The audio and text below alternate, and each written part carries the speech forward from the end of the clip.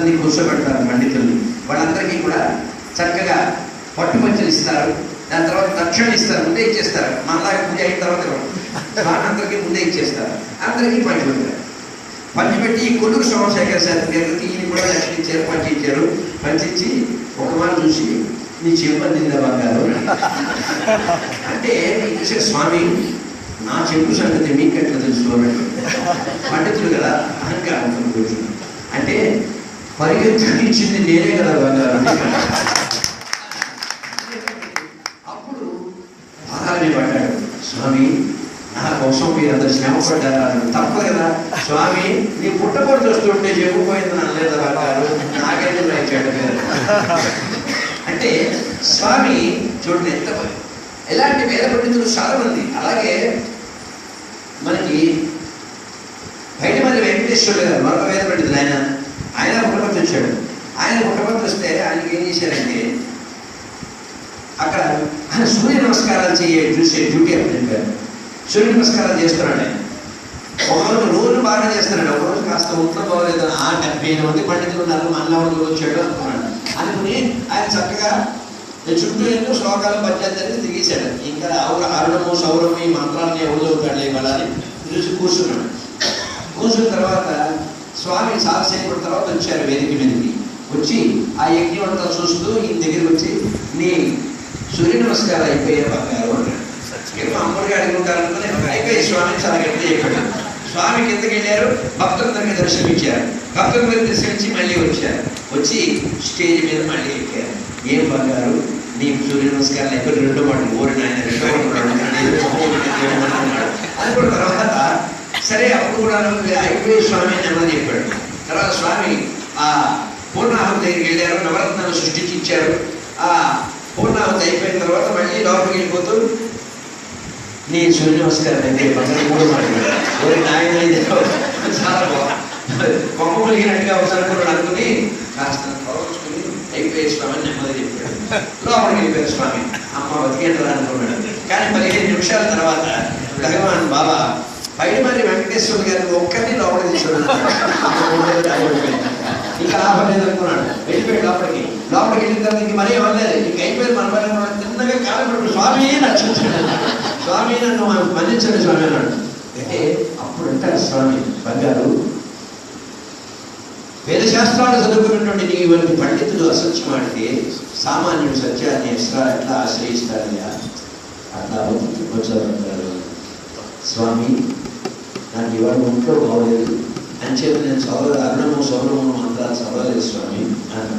అంటే స్వామి చెప్తారు, ఈ ఒక్క మాట నిజం బంగారు, లేకపోతే ఇప్పుడు రామచంద్రపురంలో ఉండేవాడిని. అంటే స్వామి సర్వానంతర్యం, సర్వజ్ఞత్వం, స్వామి యొక్క సర్వజ్ఞత్వం అంటారు. కానీ ఎంత ప్రేమమైనంటే స్వామి ఎన్ని తప్పులు చేసినా పరమ క్షమిస్తాడు. ఆయన నుంచి మళ్ళీ పిలిచి బంగారు సర్వజ్ఞానానికి గొప్ప ఉదాహరణ అది. నువ్వు ఇంటి దగ్గర బయలుదేరావు రామచంద్రపురంలో. అప్పుడు నా భక్తులు వచ్చి నీ దగ్గర మాట్లాడినాడు, ఏమన్నాడు చెప్పమని బంగారు అంటే తల పోసుకున్నాడు. ఎందుకంటే ఆయనకు తెలిసి ఏమన్నాడు, ఆయన ఏమన్నాడు తెలుసా, నీకు సంతానం లేదు కదా, నువ్వు వెళ్ళి బాబావారి దగ్గరికి కదా, బాబావారి పాదాలు పడి స్వామి నాకు సంతానాన్ని అనుగ్రహించండి నేను ప్రార్థించమన్నాడు. అప్పుడు నువ్వేమన్నావు బంగారు ఆలోచుకున్నాడు, మాట్లాడ నువ్వేమన్నావు నేను చెప్పనా అని స్వామి చెప్పారు. నేను యజ్ఞయాగాలు చేశాను, నాకు సంతానం కలగలేదు. సహస్రలింగార్చన చేశాను, నాకు సంతానం కలగలేదు. అనేకమైన దేవత ఆలయ ప్రతిష్టలు చేయించాను, నాకు సంతానం కలగలేదు.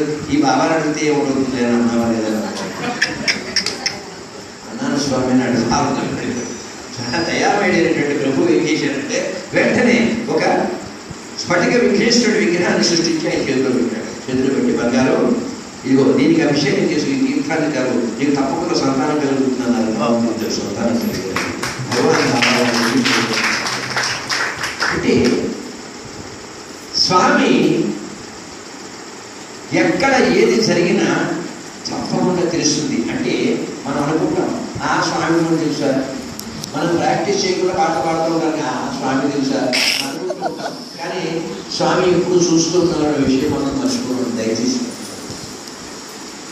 స్వామి మీరు ఎప్పుడు ఏది చేసినా తప్పకుండా మనం చూస్తూ ఉంటారు. ఒకే ఒక మాట స్వామి ఒకే ఒక మాట భక్తులతో, స్వామి నాకు అనేక కష్టాలు ఉన్నాయి స్వామి, నీకు ఎట్లా చెప్పుకోను స్వామి, నువ్వు ఎక్కడ పుట్టపత్తిలో ఉంటావు అని అడిగాడు ఓ భక్తులు. అంటే స్వామి చెప్తారు, బంగారు నీ ఇంట్లో నా ఫోటో లేదా అన్నారు.